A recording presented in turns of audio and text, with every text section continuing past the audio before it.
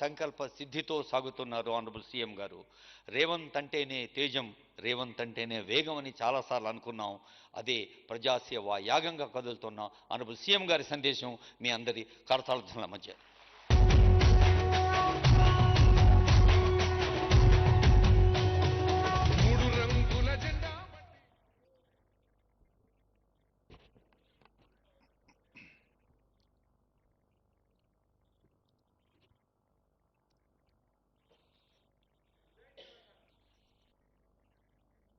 తెలంగాణ రాష్ట్ర ప్రభుత్వం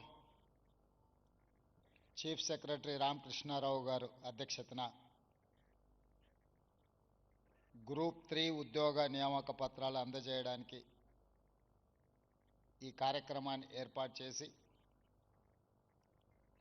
నాతో పాటు సహచర మంత్రివర్గ సభ్యులు మిత్రులు పొన్నం ప్రభాకర్ గారిని, సహచర మంత్రివర్గ సభ్యులు మహమ్మద్ అజారుద్దీన్ గారిని, అదేవిధంగా రాష్ట్ర ప్రభుత్వ ప్రధాన సలహాదారులు సుదర్శన్ రెడ్డి గారిని, అదేవిధంగా వేం నరేందర్ రెడ్డి గారిని, హర్కర వేణుగోపాలరావు గారిని, షబ్బీర్ అలీ గారిని, అదేవిధంగా హైదరాబాద్ నగర మేయర్ గద్వాల విజయలక్ష్మి గారిని, పార్లమెంట్ సభ్యులు బలరాం నాయక్ గారిని, అనిల్ కుమార్ యాదవ్ గారిని, ఆది శ్రీనివాస్ గారిని, స్థానిక శాసనసభ్యులు అరికపూడి గాంధీ గారిని, కాళే యాదయ్య గారిని, ఎమ్మెల్సీ బల్మూర్ వెంకట్ గారిని, వివిధ కార్పొరేషన్లకు సంబంధించిన చైర్మన్లను, ప్రభుత్వ అధికారులను, ఈరోజు నియామక పత్రాలు అందుకోబోతున్న 1370 మంది ప్రభుత్వ సారథులకు నూతన సంవత్సర సంక్రాంతి శుభాకాంక్షలు. ఈ నూతన సంవత్సరం, ఈ సంక్రాంతి పండగ మీ తల్లిదండ్రుల కళ్ళలో ఒక ఆనందాన్ని, గుండెల్లో ఒక సంతోషాన్ని సంపూర్ణంగా నింపుతుందని నేను విశ్వసిస్తున్నా. పుట్టిన బిడ్డ ప్రయోజకుడు అయినప్పుడు ఆ తల్లిదండ్రులకు కలిగే ఆనందం వర్ణించడానికి భాష కూడా ఉండదు. మీరందరూ 90% నా అవగాహన మేరకు తండాలలో, గూడాలలో, మారుమూల పల్లెల్లో, మధ్యతరగతి, దిగువ తరగతి తల్లిదండ్రులు కష్టపడి ప్రభుత్వ పాఠశాలలో చదివించి మీ చదువుల కోసం నిరంతరం శ్రమ చేసి, కొంతమంది తల్లిదండ్రులు కూలీ పని చేసి, ఉపాధి హామీ కూలీలుగా వాళ్ళు పనిచేసి రూపాయి కూడబెట్టి మిమ్మల్ని పీజీలు, పిహెచ్డీలు చదివించి కోచింగ్ సెంటర్లలో పోటీ పరీక్షలకు తయారవ్వడానికి ప్రతి పైసా కూడబెట్టి మిమ్మల్ని నగరానికి పంపించి ఈ పోటీ పరీక్షలకు మిమ్మల్ని ప్రిపేర్ చేయడం జరిగింది. తెలంగాణ ఉద్యమ నేపథ్యం మీకు అందరికీ తెలుసు. ఉస్మానియా కాకతీయ యూనివర్సిటీలలో తెలంగాణ సమాజానికి ఏ సమస్య వచ్చినా చదువులే కాదు, ఈ సమాజానికి వచ్చిన సమస్యను మేము పరిష్కరిస్తాము అని చెప్పి విద్యార్థులు ఉద్యమకారులై అవసరమైన సందర్భంలో ప్రాణ త్యాగాలు చేసి అమరులై ఈ తెలంగాణ రాష్ట్రాన్ని సాధించుకోవడం జరిగింది. సాధించుకున్న రాష్ట్రంలో ప్రధానంగా ఉద్యోగ నియామకాల సమస్య పరిష్కారం అవుతుందని మీరు, మేము, మనమందరము రాష్ట్రం ఇచ్చిన శ్రీమతి సోనియా గాంధీ గారు భావించారు. కానీ 2014 నుంచి దాదాపుగా 2024 వరకు 10 సంవత్సరాలు 2 సార్లు ముఖ్యమంత్రిగా బాధ్యత చేపట్టిన వ్యక్తులు రాజకీయ ప్రయోజనాల కోసమో, కుటుంబ ప్రయోజనాల కోసమో, పార్టీ ప్రయోజనాల కోసమే ప్రయత్నం చేసిండ్రు తప్ప తెలంగాణ రాష్ట్రంలో ప్రభుత్వ శాఖలలో ఉన్న ఖాళీలను లెక్కించి ఆ ఖాళీలను భర్తీ చేసి నిరుద్యోగ యువకులకు ఉద్యోగ నియామక పత్రాలు ఇవ్వాలి అన్న ఆలోచన సంపూర్ణ స్థాయిలో చేయలేదు. వాళ్ళ ప్రాధాన్యత క్రమంలో కుటుంబం మొదటి ప్రాధాన్యత, పార్టీ రెండవ ప్రాధాన్యత, రాజకీయ అవసరాలు మూడవ ప్రాధాన్యతగా భావించిండ్రు తప్ప మొదటి ప్రాధాన్యతగా భావించాల్సిన తెలంగాణ నిరుద్యోగ సమస్యను ఏ రోజు కూడా పరిష్కరించాలని ఆలోచన చేయలేదు.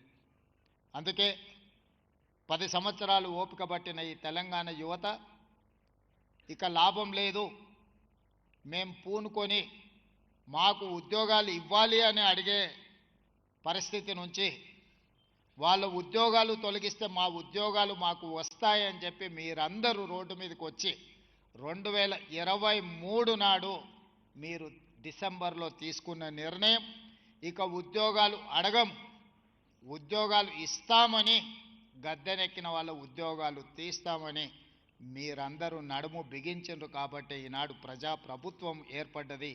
అందులో మేమందరం కూడా బాధ్యత తీసుకొని ఈరోజు ఈ వేదిక మీద మీ ఉద్యోగ నియామక పత్రాలు అందించడానికి పూర్తి స్థాయిలో కృషి చేస్తున్నాం.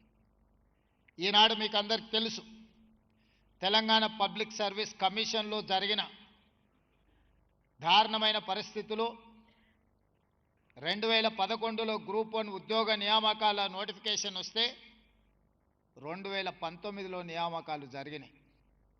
ఆ తర్వాత నోటిఫికేషన్ వస్తే 2025 వరకు 14 సంవత్సరాలు సుదీర్ఘమైన కాలం గ్రూప్ 1 నియామకాలను చేపట్టలేదు అనంటే ఉమ్మడి రాష్ట్రంలో కానీ ప్రత్యేక తెలంగాణ రాష్ట్రంలో 10 సంవత్సరాలు ఒక యువకుడి వయసు 22-23 సంవత్సరాల వయసులో గ్రూప్ 1 ఉద్యోగం కోసం, గ్రూప్ 2 ఉద్యోగం కోసం ప్రయత్నం మొదలు పెడితే 14 సంవత్సరాలు పరీక్షలు జరగక, ఉద్యోగం రాక, అమీర్పేట్లోనో, అశోక్ నగర్ చౌరస్తాలోనో, దిల్సుఖ్ నగర్ చౌరస్తాలోనో కోచింగ్ సెంటర్లు వెంబడి 14 సంవత్సరాలు తిరిగితే ఇంతకంటే దారుణం, ఘోరం ఎక్కడైనా ఉంటుందా? మీరు ఒక్కసారి ఆలోచన చేయండి. ఈనాడు ఏ ఒక్క నోటిఫికేషన్ ఇచ్చినా, ఇప్పుడు చీఫ్ సెక్రటరీ రామకృష్ణారావు గారు ఒక మాట చెప్పారు, గ్రూప్ 3 నోటిఫికేషన్ ఇస్తే 5 లక్షల అప్లికేషన్స్ వచ్చినాయి, 2.5 లక్షల మంది విద్యార్థులు పరీక్షలు రాసిండ్రు, అందులో 1370 మంది ఎంపిక కాబడ్డారు అని. గ్రూప్ 1లో 563 ఉద్యోగాల కోసం దాదాపుగా 5 లక్షల మంది అప్లికేషన్ పెట్టుకున్నారు. గ్రూప్ 2 731 ఉద్యోగాలకు దాదాపుగా అంతే శాతం పోటీ పరీక్షలకు ప్రిపేర్ అయింది. 5-10 సంవత్సరాలు 10 నుంచి 15 లక్షల మంది నిరుద్యోగ యువకులు హైదరాబాదు నగరంలో ఉద్యోగ ఉపాధి అవకాశాలు లేక ఇతర ఉద్యోగాల కోసము, ఇతర ఉపాధి ప్రయత్నాలు చేయకుండా ఈ ప్రభుత్వ నియామకాలలో మాకు అవకాశం వస్తుంది, అధికారులం కావాలి, తెలంగాణ రాష్ట్ర అభివృద్ధిలో భాగస్వాములై ఈ తెలంగాణను అభివృద్ధి చేయాలి అని గ్రామాల నుంచి బయలుదేరి నగరానికి వస్తే ప్రభుత్వం పోటీ పరీక్షలను నిర్వహించకపోవడం ఒక బాధ్యతారాహిత్యమైతే, నిర్వహించిన పరీక్షలు సక్రమంగా నిర్వహించకపోవడం రెండవ బాధ్యతారాహిత్యమైతే, నిర్వహించిన పరీక్ష ప్రశ్న పత్రాలు జిరాక్స్ సెంటర్లలో ఈరోజు పల్లి బఠానీలలాగా అమ్మే పరిస్థితి వచ్చి పబ్లిక్ సర్వీస్ కమిషన్కు ఉన్న గౌరవం, మర్యాద మంటగలిస్తే ప్రభుత్వంలో ఉన్న వాళ్లకు చీమ కుట్టినట్టయినా బాధ లేదు. కానీ లక్షలాది మంది నిరుద్యోగ యువకుల యొక్క జీవితాలతో చెలగాటమాడే అధికారం వాళ్ళకి ఎవరిచ్చిండ్రు? అందుకే ఈ ప్రభుత్వం ఏర్పడిన మరుక్షణం తెలంగాణ పబ్లిక్ సర్వీస్ కమిషన్ని సమూలంగా ప్రక్షాళన చేసి యూపీఎస్సీతో పోటీ పడే విధంగా నేనే స్వయంగా అక్కడికి వెళ్ళి యూపీఎస్సీ చైర్మన్ను కలిసి ఏ విధంగా వాళ్ళు యూపీఎస్సీ ఆరోపణలు లేకుండా పోటీ పరీక్షలు నిర్వహిస్తుందో, ప్రతి సంవత్సరం ఐఏఎస్, ఐపీఎస్, ఐఎఫ్ఎస్ లాంటి పరీక్షల్ని ఏ రకంగా నిర్వహిస్తున్నారో వాటి అన్నిటిని తెలుసుకొని నిష్ణాతులైన వాళ్ళను, హైలీ క్వాలిఫైడ్ పర్సన్స్ని ఈనాడు తెలంగాణ పబ్లిక్ సర్వీస్ కమిషన్ చైర్పర్సన్గా, మెంబర్స్గా మనం నియమించినాం. గతంలో నియామకాలను ఒక్కసారి చూస్తే ఒక ఆర్ఎంపీ డాక్టర్, ఒక డెప్యూటీ ఎంఆర్ఓ, లేకపోతే ఒక రిటైర్డ్ టీచర్, ఇలాంటి వాళ్ళను పబ్లిక్ సర్వీస్ కమిషన్లో మెంబర్స్గా నియమించారు. గ్రూప్ 1 ఉద్యోగ నియామకాలు చేపట్టాలి అని అంటే ఆ పరీక్ష ఎలా ఉంటుంది, అతని బాధ్యత ఏంది అనే అవగాహన ఒక ఆర్ఎంపీ డాక్టర్కు ఉంటుందా? మీరు ఆలోచన చేయండి. నేను ఆర్ఎంపీ డాక్టర్ని కించపరచడం లేదు. డెప్యూటీ ఎంఆర్ఓని నేను కించపరచడం లేదు, లేదా రిటైర్డ్ టీచర్ నేను కించపరచడం లేదు. వాళ్ళు చేసిన ఉద్యోగాల స్థాయి ఏంది, వాళ్ళు నియామక పత్రాలు అందించబోయే పోటీ పరీక్షల ప్రశ్నాపత్రాలు తయారు చేసే బాధ్యత గ్రూప్ 1, గ్రూప్ 2, గ్రూప్ 3 లాంటి ఉద్యోగాలకు ఆ నియామకాలను చేపట్టడానికి వాళ్ళకు బాధ్యత ఇస్తే ఏ రకమైన విధి విధానాలను వాళ్ళు నిర్ణయిస్తారో మీరు ఒక్కసారి ఆలోచన చేయండి. ఇంత నిర్లక్ష్యం తెలంగాణ నిరుద్యోగుల పట్ల ఆనాటి ప్రభుత్వం వ్యవహరించింది. అందుకే మీ పరీక్షలు నిర్వహించాలన్నా, మీ ఉద్యోగ నియామకాలు చేపట్టాలంటే మీకంటే అత్యధిక విద్యను అభ్యసించిన వాళ్ళు, మీకంటే ఎక్కువ అనుభవం ఉన్న వాళ్ళు, మీతో పాటు తెలంగాణ పట్ల చిత్తశుద్ధి ఉన్న వాళ్ళనే ఈరోజు పబ్లిక్ సర్వీస్ కమిషన్ చైర్పర్సన్స్గా మెంబర్స్గా నియమించి ఆ పరీక్షలను పూర్తి చేయడం జరిగింది. మీకు ఒక్క మాట చెప్పదలుచుకున్నా, డిఎస్సి మీరు ఎప్పుడైనా హిస్టరీని తీసుకోండి, నోటిఫికేషన్ నుంచి నియామకాలు 55 రోజుల్లో పూర్తి చేసి 11,000 మంది టీచర్లకు ఉద్యోగ నియామక పత్రాలు అందించినాం. ఇవన్నీ కూడా అది పోలీస్ డిపార్ట్మెంట్ రిక్రూట్మెంట్ కావచ్చు, మెడికల్ అండ్ హెల్త్ డిపార్ట్మెంట్ కావచ్చు, టీచర్ల నియామకం కావచ్చు, లేకపోతే గ్రూప్ 1, గ్రూప్ 2, గ్రూప్ 3, గ్రూప్ 4 ప్రభుత్వ ఉద్యోగ నియామకాలు కావచ్చు. ఒక బాధ్యతతోని, ఒక యజ్ఞంలాగా భావించి